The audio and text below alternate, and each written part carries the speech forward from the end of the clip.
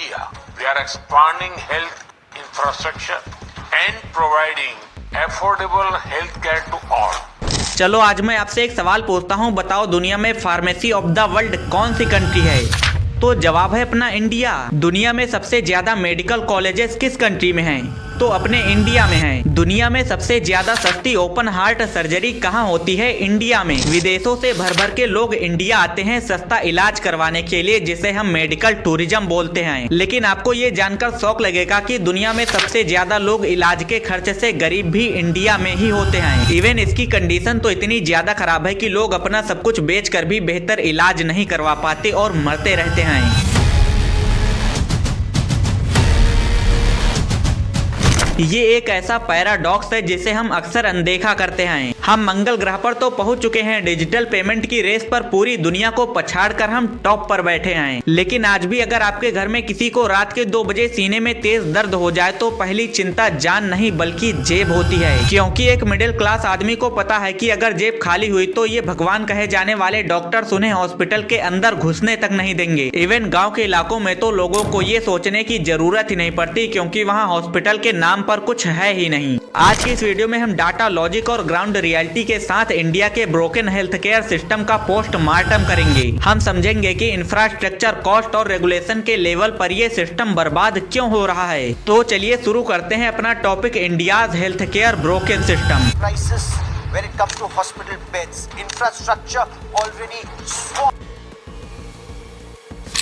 सबसे पहले बात करते हैं बुनियाद यानी फाउंडेशन की। इंडिया का हेल्थ केयर सिस्टम 3 टीयर्स पर बना है। इसमें से पहला है सब सेंटर यानी पीएचसी, प्राइमरी हेल्थ सेंटर, जो कि आपके गांव में होना चाहिए। सेकंड है सीएचसी यानी कम्युनिटी हेल्थ सेंटर, जो कि आपके ब्लॉक या कस्बे में होना चाहिए। थर्ड है डिस्ट्रिक्ट हॉस्पिटल यानी बड़े शहरों के अस्पताल जैसे कि एम्स वगैरह। ये कागजों पर तो बिल्कुल ठीक है। मान लीजिए कि एक इमेजिनरी करेक्टर राम, जो कि यूपी के एक गाँव में रहता है और उसे तेज बुखार और सांस की तकलीफ है। राम सबसे पहले अपनी तकलीफ लेकर सब सेंटर जाता है। नियम के मुताबिक वहाँ एक एनएम यानी नर्स होनी चाहिए, बट वहाँ उसे अक्सर ताला मिलता है। अब वो आगे बढ़ता है पीएचसी की तरफ। वहाँ बिल्डिंग तो है, बट मेन डॉक्टर जो उसका इलाज करेंगे वो अभी ड्यूटी पर आए ही नहीं। एक्सरे मशीन तो है, बट उसे चलाने वाला टेक्नीशियन नहीं है। और इन्हीं सब चीजों से हार कर राम एक झोला छाप डॉक्टर के पास जाता है। वो किसी अच्छे और प्राइवेट हॉस्पिटल में नहीं जा सकता, क्योंकि उसके पास पैसे नहीं है। एंड अब वो झोला छाप डॉक्टर राम को तुरंत एक स्टेरॉइड का इंजेक्शन लगा देता है। राम को इससे तुरंत आराम तो मिलता है, बट बीमारी अंदर ही अंदर और ज्यादा खतरनाक होती रहती है। ये एक छोटा सा डाटा देखते हैं, आपको इस कहानी का रियलिटी चेक मिल जाएगा। WHO वर्ल्ड हेल्थ ऑर्गेनाइजेशन का मानक है कि पर 1000 लोगों पर एक डॉक्टर होना चाहिए।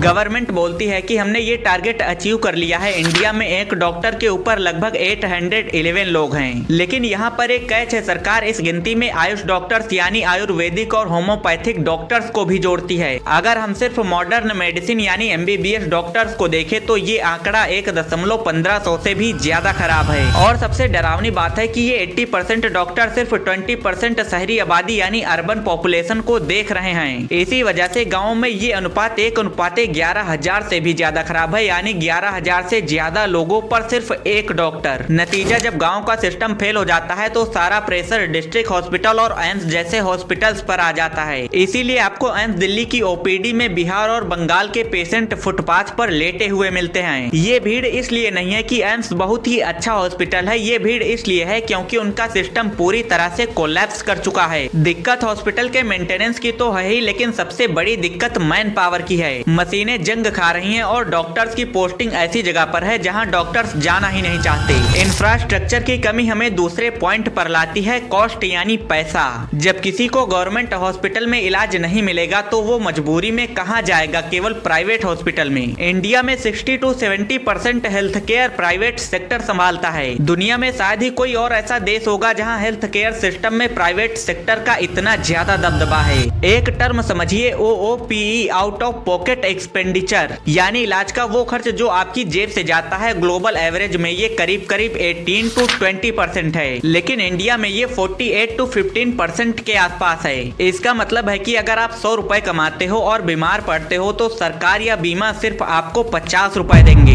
बाकी के 50 रुपए आपको खुद अपनी जेब से चुकाने पड़ेंगे, जबकि ये पूरी दुनिया में 18 से 20 रुपए है। अब तो आप सोचेंगे कि प्राइवेट वाले लुटेरे हैं, तो रुकिए, किसी भी सिक्के के दो पहलू होते हैं। हमने अभी एक ही देखा है, अब दूसरा देखेंगे। एक प्राइवेट हॉस्पिटल बनाना, जमीन की कीमत, करोड़ों की मशीनें जो कि बाहर से इंपोर्ट होती हैं और उन पर भारी टैक्स पड़ता है। डॉक्टर्स की सैलरी, नर्स की सैलरी, पूरे स्टाफ को मैनेज करना ये काफी महंगा पड़ता है। इवन बिजली का बिल भी उन्हें कमर्शियल रेट पर ही देना पड़ता है, तो जाहिर सी बात है वो पैसा वसूलेंगे कहाँ से? नॉर्मल सी बात है हम लोगों से। रियल प्रॉब्लम यह है कि हेल्थ केयर को सर्विस के बजाय इंडस्ट्री बना दिया गया है। जब अस्पताल के बोर्ड पर इन्वेस्टर्स का पैसा लगता है तो उन्हें प्रॉफिट चाहिए, रिकवरी नहीं। इसमें गवर्नमेंट ने आयुष्मान भारत योजना निकाली है, जिसमें रुपए 5 लाख का बीमा है। ये स्कीम गेम चेंजर है, नो डाउट। लाखों लोगों को इससे डेफिनेटली फायदा हुआ है, लेकिन इसका भी एक डार्क साइड है। सरकार ने जो इस पर रेट्स तय किए हैं वो इतने ज्यादा कम है कि अच्छे प्राइवेट हॉस्पिटल्स इलाज करने से ही मना कर देते हैं। नतीजा या तो उसका इलाज नहीं किया जाता या फिर हिडन चार्जेस ठोक दिए जाते हैं। मिडिल क्लास जो कि आयुष्मान भारत में नहीं है वो तो सबसे ज्यादा बुरा फंसता है। एक डेंगू का इलाज 1 लाख रुपए तक पहुंच जाता है और आपकी मेडिक्लेम कंपनी कहती है कि ये इंजेक्शन ये तो बहुत महंगा है, ये तो इसमें कवर ही नहीं होगा।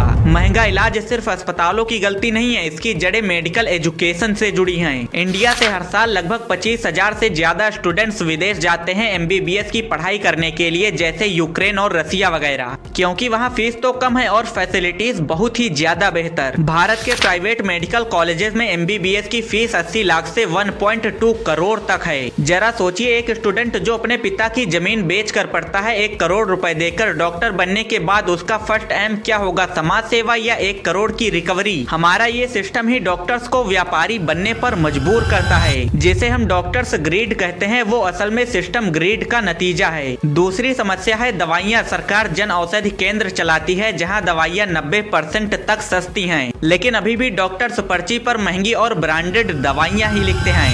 सरकारी अस्पतालों में भ्रष्टाचार की भी अपनी कहानी है कि दवाइयाँ, मुझे कई लोगों ने बताया ऑफ द रिकॉर्ड, बिना कैमरे के भी, कई लोग कैमरे के सामने आने से डरते हैं, है ना। उन्होंने बताया कि दवाइयाँ ज़्यादातर ऐसी लिखी जाती हैं जो ज़्यादा बाहर मिलती हैं, अंदर कम मिल पाती है। इसके 2 कारण हैं, फार्मा डॉक्टर नेक्सस कमीशन और गिफ्ट्स का कल्चर। हालांकि अब इस पर रोकथाम हो रही है, लेकिन आप तो जानते ही हैं कि सरकारी काम कितना ज्यादा फास्ट है। सेकंड है ट्रस्ट इशू। क्या आपको भरोसा होगा कि जो दवाई 10 रुपए की है उसकी क्वालिटी 100 रुपए वाले की बराबर होगी? इंडिया में ड्रग रेगुलेशन कमजोर है। जब तक गवर्नमेंट इन दवाओं की टेस्टिंग सख्त नहीं करती, तब तक मरीज और डॉक्टर्स रिस्क नहीं लेना चाहते। तो ये रहा हमारा हेल्थ केयर सिस्टम, जो कि बर्बाद है। लेकिन अभी भी अगर पब्लिक और गवर्नमेंट ने चाहा, स्ट्रॉन्ग रेगुलेशन बने और मेडिकल पर फोकस किया जाए तो ये सुधर जाएगा। हमें उन चीजों पर ध्यान देना होगा जो हमें बीमार करते हैं, जैसे हवा, पानी, खाना।